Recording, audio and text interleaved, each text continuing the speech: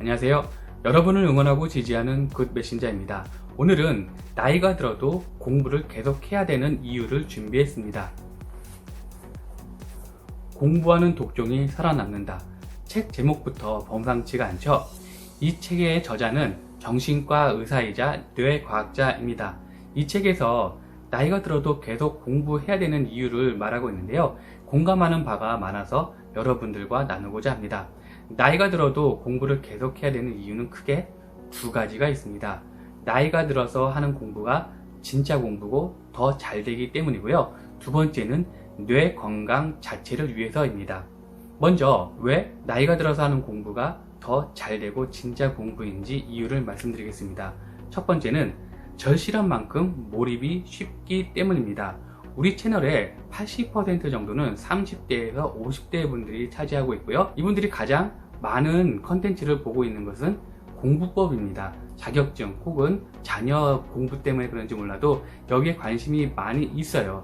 왜 그럴까요? 그만큼 절실하기 때문입니다. 당연히 공부에 집중이나 몰입도가 올라갈 수밖에 없겠죠. 생계를 위해서라도 공부를 해야 되는 부분이 있기 때문에 그렇습니다. 공감이 되시죠? 두 번째는 창의적인 공부가 가능하기 때문입니다. 학창 시절에 했던 공부는 오로지 시험이나 입시 때문에 공부를 했습니다. 원하든 원하지 않든 싫어하는 과목이든 좋아하는 과목이든 우리가 선택해서 할 수가 없었습니다. 그런데 어른들은 이것을 선택할 수가 있고요. 공부한 것을 바로 실생활에 사용할 수도 있습니다. 그러니까 실용적으로 공부를 할 수 있기 때문입니다. 이 과정에서 공부한 내용을 내 삶의 경험에 비추어 봐서 응용력도 생기는, 그래서 창의력도 발생하는 확률이 높습니다. 이 부분도 역시 공감이 갑니다. 세 번째는 풍부한 경험이 공부의 요령을 찾아주기 때문입니다.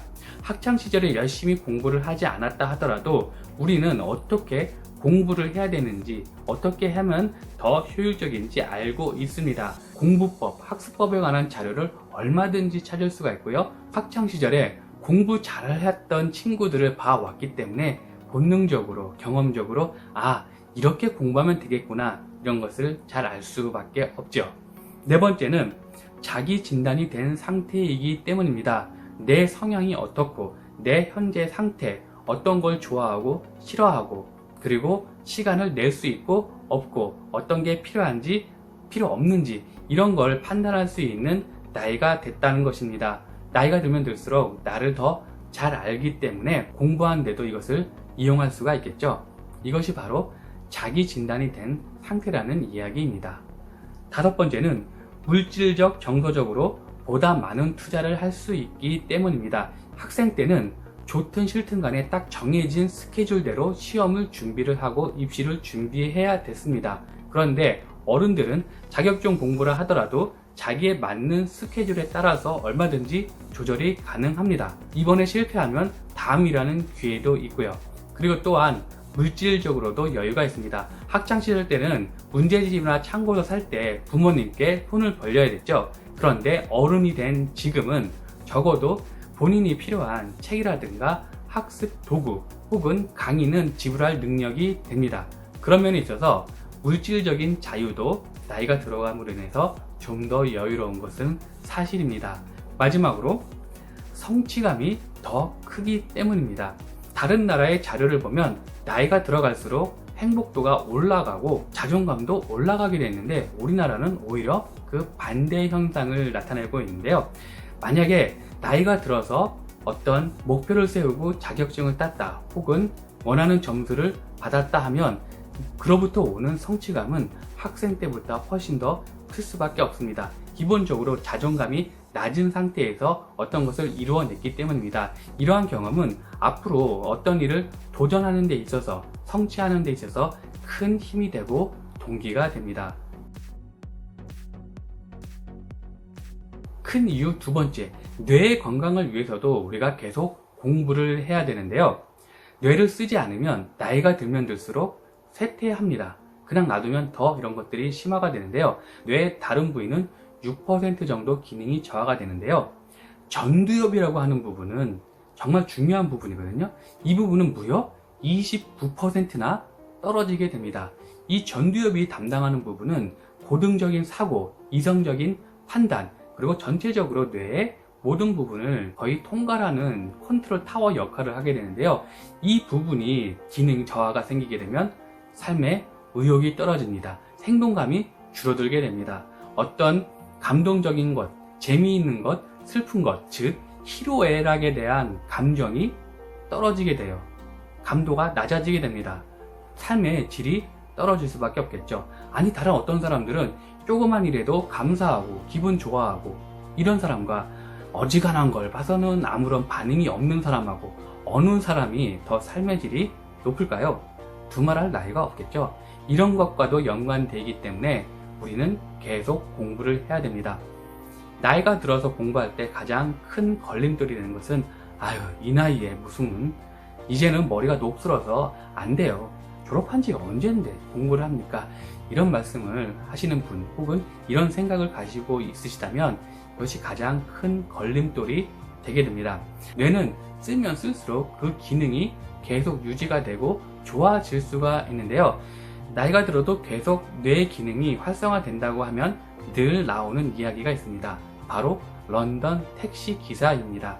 런던 도로는 워낙 복잡하기 때문에 인간 내비게이션을 뛰어넘는 그런 사람들인데요. 이 사람들의 머릿속을 검사를 해봤더니 일반인들보다 기억을 담당하는 부위가 훨씬 더 컸다고 합니다. 그러면 여기서 의문이 생기겠죠. 아니, 택시기사가 원래 기억력이 뛰어난 사람만 되는 게 아니야?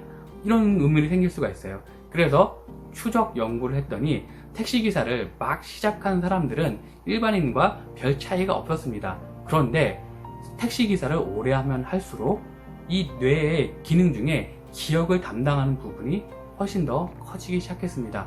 그 수많은 복잡한 도로를 머릿속에 다 넣어야 되기 때문에 계속 쓸 수밖에 없습니다. 쓰다 보니까 기억을 담당하는 부위가 발달할 수밖에 없었던 것이죠. 마지막으로 이 그래프를 보시면 나이가 들어감에 따라서 기능이 향상되는 것과 기능이 떨어지는 부분을 나타낸 그래프입니다. 보시면 나이가 들면 결정적 지능이 계속 올라가는 것을 알 수가 있습니다. 이것은 우리가 살면서 지식이나 경험이 쌓이기 때문인데요. 그런데 통괄성 지능이라는 것이 있어요. 이것은 쓰는 사람과 쓰지 않는 사람 간의 차이가 나이가 들수록 더 벌어지게 됩니다. 결단력, 관리 능력, 앞서 말씀드린 전두엽이 담당하는 역할입니다. 그래서 계속 공부를 해야 되는데요. 유동성 지능, 기억력을 담당하는 부분은 뇌를 쓰지 않으면 이렇게 계속 떨어질 수밖에 없어요. 이것을 관리하게 되면 이것을 늦추거나 오히려 상승시킬 수가 있다는 의미입니다. 오늘은 나이가 들어도 계속 공부해야 되는 이유를 말씀드렸는데요. 공부라는 것이 우리가 예전에는 하기 싫었던 것을 억지로 해야 되기 때문에 많이 힘든 것은 사실입니다. 그런데 어른이 돼서 공부한다는 것은 본인이 필요로 하는 것, 본인이 좋아하는 것을 얼마든지 선택을 할 수가 있습니다. 우리의 뇌는 억지로 하기 싫은 것은 적어도 3일은 견딜 수 있는 힘을 가지고 있습니다. 지금이라도 책 읽는 거, 공부하는 거 해보시기 바랍니다. 3일은 견딜 수가 있는데요. 좀 쉬었다가 다시 3일 이렇게 반복하다 보면 여러분들은 분명히 공부하는 습관, 책 읽는 습관 들이실 수가 있습니다. 여러분들의 뇌 건강을 위해서라도 계속 공부하는 거 잊지 마시기 바랍니다.